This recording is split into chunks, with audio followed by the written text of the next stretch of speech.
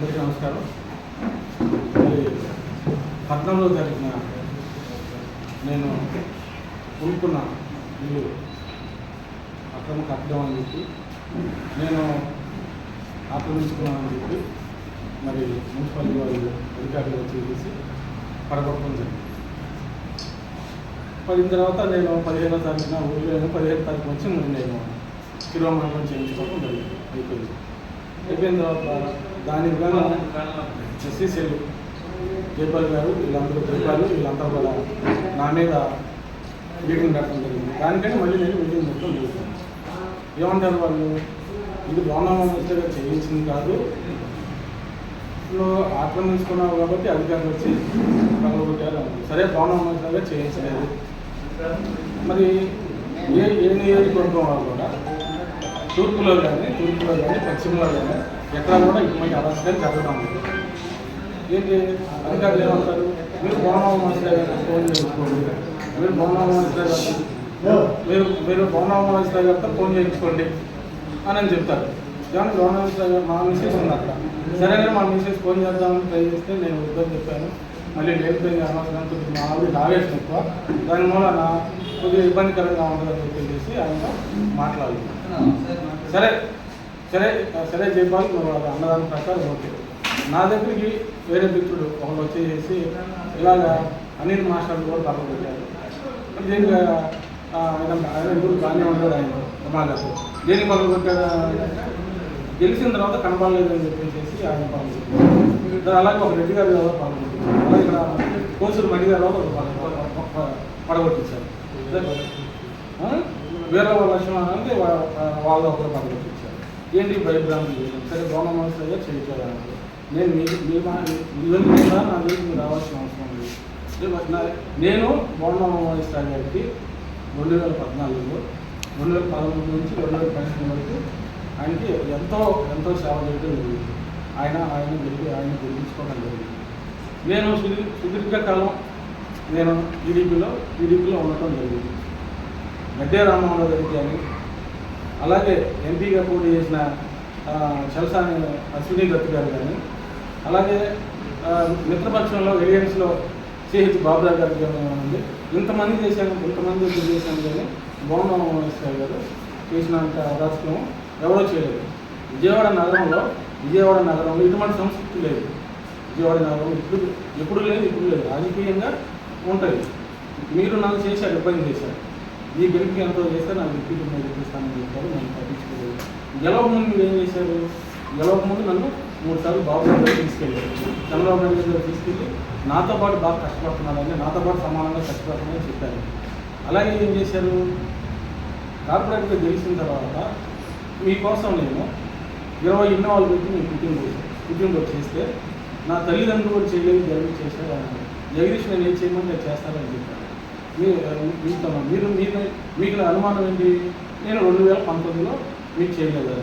మీకు నేను చేసి 1 డివిజన్ చేసి 5 డివిజన్ ఇన్ఛార్జి ఇలా ఉంటూ ఉన్నా. నేను 5 డివిజన్ ఇన్ఛార్జి చేయనని చెప్పేసి ఉంటే మీరు కళ్యాణేశ్వర గారిని గల్లూరు మనిషి గారిని ఇంటికి పంపిస్తే అసలు నేను చేయడం మీకు పని అనేసి ఎందుకని మంచి అని చెప్పేసి ఇప్పుడు నన్ను పట్టించుకోలేదు. మీరు మీ దగ్గర ఉండనివ్వట్లేదు, మీరు మాట్లాడట్లేదు. నాకు నేను చేసినవన్నీ ఏమో చంద్రబాబు నాయుడు గారు చెప్పాలి. నేను ఇప్పుడు చంద్రబాబు నాయుడు గారు దగ్గరికి వెళ్తాను, ఈ గురించి మాట్లాడాల్సిన అవసరం నాకు లేదు. మీరే చేశారని చెప్తున్నారు. మరి ఇది జరిగిన ఎంతమంది కూడా భవనమిస్టర్ గారు చెప్తున్నారు. దానికి నేను ఇప్పుడు ఏ విషయం అయినా కానీ ఇంకా రేపు చంద్రబాబు నాయుడు గారు వెళ్ళి ఈ విషయాన్ని మరి మా జరిగిన అన్యాయాన్ని చంద్రబాబు నాయుడు గారు చెప్పి చంద్రబాబు నాయుడు గారు ఏమంటారో చూసి, ఎందుకంటే చంద్రబాబు నాయుడు గారు 5 సార్లు నన్ను తీసుకొని వెళ్ళారు కనుక నేను చంద్రబాబు నాయుడు గారి దగ్గరికి ఏం జరిగింది కూడా అన్ని విషయాలు చెప్తారు. మీరేం చేశారు, డివిజన్లోకి సుజనా చౌదరి గారిని 2 సార్లు తీసుకొచ్చారు పెన్షన్ ఇచ్చారు. సుజనా చౌదరి గారికి ఏం చెప్తారు, జగదీష్ బాగా కష్టపడుతున్నాడు, జగదీష్ మనం ఏమైనా సహాయం చేయాలి.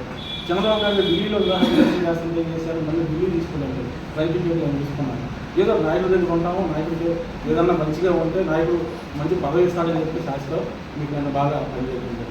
సుజనా చౌదరి గారికి ఏం చెప్పారు, జగదీష్ చాలా కష్టపడుతున్నాడు, ఏదైనా మంచి పదవి ఇద్దామని చాలా అన్నారు. అలాగే మీకోసం నేను 20,000 పుస్తకాలు వేసి నేను ఎన్టీఆర్ బొమ్మ, ఆయన బొమ్మ వేసి నేను ఆయన స్కూల్స్ అన్నిటి కూడా సెంట్రల్ స్కూల్స్కి మరి చెప్పడం జరిగింది. అలాగే చంద్రబాబు నాయుడు గారు కట్టకముందే చంద్రన్న కానుక అని చెప్పేసి నేను పాస్టర్లకు కానీ వాళ్ళకి కానీ అన్న ఉమాగారు గెలవాలని చెప్పేసి అలా ఆ చంద్రన్న సోపాలాగా ఇచ్చేవారు. అవి నా డబ్బులు. తర్వాత అయితే పండగ ఏదైనా పండుగ వస్తే లేని వాళ్ళని డివిజన్కి 20 మందో 10 మందో 15 మంది సెలెక్ట్ చేసి బోనం వస్తేగా నేను పక్కన కూర్చొని 2000 రూపాయలు పండగకి సంక్రాంతిలో క్రిస్మస్లో ఆదిలో ఇచ్చేవారు. మరి నా సేవలు గుర్తించి మీరు నాకు 2014లో మీరు నేను వచ్చి మాదినైనా కానీ మీరు ఏం చేశారు, నాకు ఓసీలో జానారెడ్డి గారి మీద మీరు నాకు టికెట్ ఇవ్వడం నేను గెలిచాను. మళ్ళీ ఎప్పుడు గెలుస్తాను అటు మన గ్రూప్ నేను తీసుకురాలేను.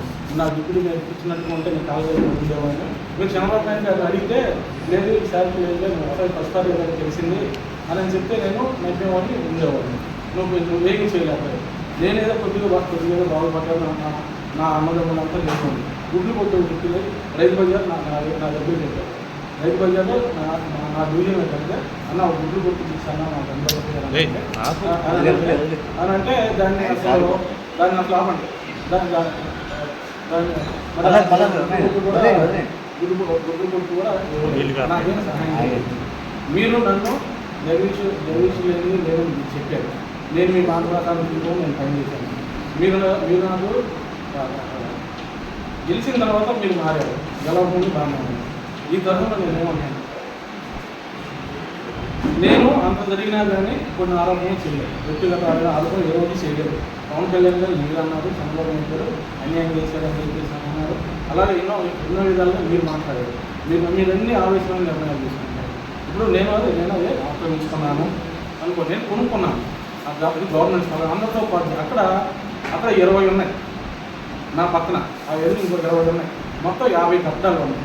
ఇంకోటి ఏంటంటే మాట చెప్పకూడదు, కానీ ఎందుకు చెప్తున్నానంటే నా వ్యక్తిత్వం అటువంటిది. అక్కడ తెలుగుదేశం పార్టీ ఆఫీస్ అది నేనే కట్టాను. అది ఇప్పుడు మీరు వెళ్ళేటప్పుడు చూపిస్తాను.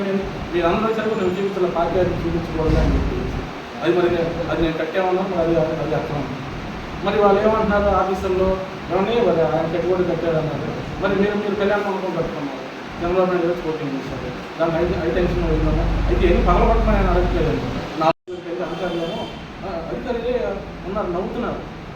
ఏమంటే మాకు చాలా ఇబ్బందికరమని మమ్మల్ని చాలా ఇబ్బంది పెట్టారండి, చాలా అన్యాయమైనది అని చెప్తున్నారు. మరి టీడీపీలో నాకు తెలిసిన వాళ్ళు ఉన్నారు. వాళ్ళు కూడా మీకు జరిగిన అన్యాయాన్ని నువ్వు చంద్రబాబు నాయుడు గారి దగ్గర న్యాయం జరుగుతుంది. చంద్రబాబు నాయుడు గారు మళ్ళీ ఒప్పుకోరు. ఏంటి చంద్రబాబు నాయుడు గారికి నోటీస్ ఇచ్చి అక్రమంగా జైల్లో పెట్టినంత విధంగా నన్ను అక్రమంగా 13వ తారీఖు నోటీస్ అంట, 14 వెరిఫికేషన్ అయిందంటే 14వ తారీఖు సాయంత్రం 5:30కి నాకు నోటీసు వాట్సాప్లో పెట్టాను. ఊళ్ళో 15 పొద్దున్న నుంచి పాల్గొడుతున్నాను. ఆ అధికారికి నమ్మించిన అవసరం ఏం లేదంటే ఒక 40 తప్ప ఏం లేదు. మన జేసీబీ తీసుకొచ్చి పనిచేస్తారు. అక్కడ ఏమి ఉన్నాయండి? మరి ఉమాగారు ఏపించినవి ఉన్నాయి. నాకు అది ఉమాగారు ఏపించింది. మరి నేను అక్కడ మొత్తం ఉమాగారు ఎమ్మెల్యేగా ఉన్నట్టు ఒక 100 ఇచ్చారు. అవన్నీ అడ్రస్లని అవన్నీ పగలబడతారా? వాళ్ళ అన్యాయాన్ని పగలబట్టనట్లేదు. మీరు తీసుకోండి, న్యాయబద్ధంగా తీసుకోండి. నేను కొనుక్కున్నాను, నాకు టైం ఇవ్వాలి. ఇవన్నీ కూడా నేను చంద్రబాబు నాయుడు గారికి వెళ్ళిపోస్తాను. ఇంకోటి కూడా అక్కడ ఏమేమి ఉన్నాయో కూడా అధికారులకు చూపించాను. మరి అధికారులు గమనించి ఏం చేస్తారో చూస్తాను. ఇప్పుడు బిల్డింగ్ ఇన్స్పెక్టర్ గారు కృష్ణ గారు ఎంత నమ్మకంగా చేశారు. సరే చేశారు మీ అధికారులు చెప్పారు. మరి అదే కృష్ణ గారు మరి పొద్దున కమిషనర్ గారు చూపిస్తే అదే కృష్ణ గారు ఆయన ప్రాంతంలో ఆయన ఒక 7 వేశారు. అవన్నీ కూడా నేను డోర్ నెంబర్ రేపు పొద్దున్న కమిషనర్ గారికి వేసుకుంటాను. కమిషనర్ గారి దగ్గర ఇవన్నీ కూడా డోర్ నెంబర్లన్నీ కూడా నాయకు గారు వేసుకున్నారు. ఒకటే చెప్తున్నాను అధికారులు, మీకు కావాలి రోడ్డు వెళ్ళినా తీసేస్తారు. అందరితో పాటు నన్ను కూడా తీసేయండి. నేను పెరుగుతున్నాను చెప్పేసి నా వచ్చేసి నన్ను ఇబ్బందికరంగా మాట్లాడేసి ఎవరెవరో దగ్గర వాళ్ళ సంగతి చేస్తాను, మీకు సంగతి చేస్తాను అంటే చూస్తే చెప్పనుకుంటున్నా. చంద్రబాబు నాయుడు గారు ఉంటుంది. చంద్రబాబు నాయుడు గారు ఉన్నప్పుడే మీరు ఎంతో ఇష్యూ చేసుకుని ఎంతో కంపు చేసుకున్నారు. ఎక్కడ కండ్రిలో 1 ఎకరంలోనో 2 ఎకరాల్లోనో విలేకరులు కానీ వాళ్ళకని చెప్తాను ఇల్లు కట్టిస్తారు. నేను తీసుకోవాలి కార్పొరేట్ కొంతమంది తీసుకున్నాను. అవన్నీ పగలబట్టి ఎంత ఇష్యూ అయిపోయింది. ఆవేశమైన నిర్ణయాలు తీసుకోవాలి. ఆవేశమైన నిర్ణయాలు తీసుకోవాలంటే ఏమవుతారు? వాళ్ళ ప్రజలందరూ కూడా మా అవుతుంది మా దుర్మార్గం చేస్తాను.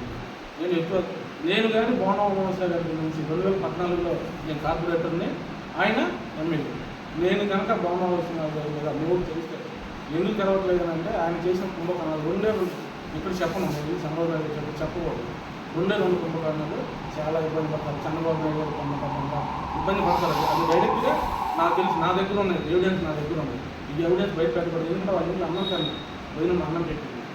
అది కానీ అమలైతే మటుకి ఎన్ని సంవత్సరాలు శిక్ష పడుతుందో కూడా తెలియదు. అటువంటి ఎవిడెన్స్ నా దగ్గర ఉంది. ఇప్పుడు నేను చెప్తాను, చెప్పను. ఇప్పుడు నా జోలికి వస్తేనే నేను అది చెప్తాను. ముందు చంద్రబాబు నాయుడు చెప్తారు, ఏం పర్వాలేదులే అని నాకు ధైర్యం చెప్తారు, నాకు న్యాయం చేసి పెడతారు. నేను చెప్పేది అబద్ధం అయితే నాకు ఎందుకంటే నిద్రం కలిసి చేశాను కాబట్టి ఒక దాంట్లో ఆయన మొత్తమేమన్నారు, ఇంకో దాంట్లో వస్తే ఇప్పుడు ఉన్నాడు ఆ కుంభకోణం. అది చెప్పకూడదు. ఉమామహేశ్వర గారు ఒకటే చెప్తున్నాను, మీరు మీటింగ్ పెట్టారన్నా దానికోసం పడుతున్నాను. వాళ్ళు కుంభకోణం పోయించినారు. నాకు వెళ్ళి వాట్సాప్ గ్రూప్లో పెట్టేసి నేను పెట్టాలని పెట్టను. నాకు సంస్కారం ఉంది. మీరు మీకు పని చేయలేదు, విష్ణు గారు పని చేసిన మరి ఇప్పుడు 2019లో విష్ణు గారికి కాల్ స్టిక్ ఇచ్చారు. ఇప్పుడు అత్యారం మీ దగ్గర ఉంది కదా, బాగున్నా కానీ మీ దగ్గర అత్యారం ఉంది కదా, ఇప్పుడు మీరు తీయించి కాల్ స్టిక్ ఇచ్చి నేను చేయలేం. ఎవరి దగ్గర ఉంటే వాళ్ళకే పని చేస్తాను. ఇప్పుడు విష్ణు గారు మరి గెలిచారు కదా, గెలిచిన తర్వాత మరి నా సంఘం చూడొచ్చు కదా, చూడలేదు. చూడకపోకుండా ఒక రెడ్డిగా తీసుకెళ్ళి నన్ను పార్టీలో జాయిన్ చేస్తే ఆయన ఆప్షన్ నెంబర్ ఇచ్చారు. నా వల్ల ఆప్షన్ నెంబర్ ఇచ్చినందుకు విష్ణు గారికి ఇబ్బందులు వచ్చింది. ఏం చేశారు, పార్టీలో ఉన్న కార్పొరేటర్లు కానీ సీనియర్లు కానీ పేర్లు చెప్పకూడదు. వాళ్ళు ఏం చేశారంటే మళ్ళా విష్ణు గారు డబ్బులు తీసుకొని జగదీష్ పదవి ఇచ్చారు అని ఎన్నో అవమానాలు పడతారు. ఆయన ఏం చేశారనంటే అందరిని కార్పొరేటర్లు తీసి కూర్చోబెట్టి నాకు ఉమామహేశ్వర గారికి 30,000 మెజార్టీ వచ్చింది, 14. నేను అది తగ్గించుకొని కార్పొరేట్కే వచ్చాను. ఇప్పుడు నాకు ఎవరిని తీసుకోవాలో ఎవరిని తీసుకోకూడదో నాకు తెలుసు. మీరందరూ దయించి జగదీష్ని సహకరించాలని చెప్పి ఆయన అంత మంచి మనసులో అన్నాను. ఆ తర్వాత నుంచి ఏంటంటే లేటెస్ట్ ఒక 2 నెలల క్రితం మళ్ళా విష్ణు గారు మస్తాన్ అని ఒక అతను అన్నారు డివిజన్ ప్రెసిడెంట్. అక్కడ మన ప్రకాష్ గారి ఆఫీస్లో నేను తెలిసినాను. అతను టీడీపీ అంటే బాగా ఇష్టం. టీడీపీలో ఎవరి నుంచో అలాగే పని చేస్తాను, వేరే ఎవరు పని చేయలేదు. కాస్త నీట్గా వెళ్ళలేదు. నా దగ్గరికి నేను ఆప్షన్ నెంబర్ వైసీపీలో ఉన్నాను. నా దగ్గరికి మస్తానని వచ్చి అన్న నా పిల్లడి మీద రౌడీ షీట్ పెట్టారన్నా, నాకు సహాయం చేయాలన్నా. మస్తాను నువ్వు టీడీపీ కదా, ఆ చెల్లి ఏమో వైసీపీలో ఉన్నాను, మీ చెల్లిని పంపించు అని చెప్పి ఆ చెల్లిని తీసుకుని నేను విష్ణు గారు దగ్గరికి చేసేసి సిపి గారితో మాట్లాడి పోలీస్ కమిషనర్ గారితో మాట్లాడి జరిగిన ఇన్సిడెంట్ ఏంటి, అది అన్యాయంగానే జరిగింది. ఆ పిల్లడే దొంగడు కాదు, రౌడీ షీట్ కట్టాల్సిందంటే స్నానానికి వెళ్ళారు కబ్బెల దగ్గరికి.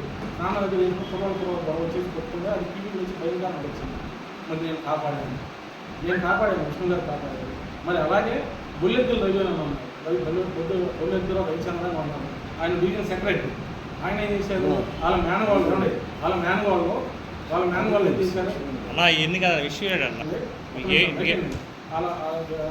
మేనవాళ్ళు ఒక అమ్మాయి బంగారం తీసుకుని కేసు పెట్టారు.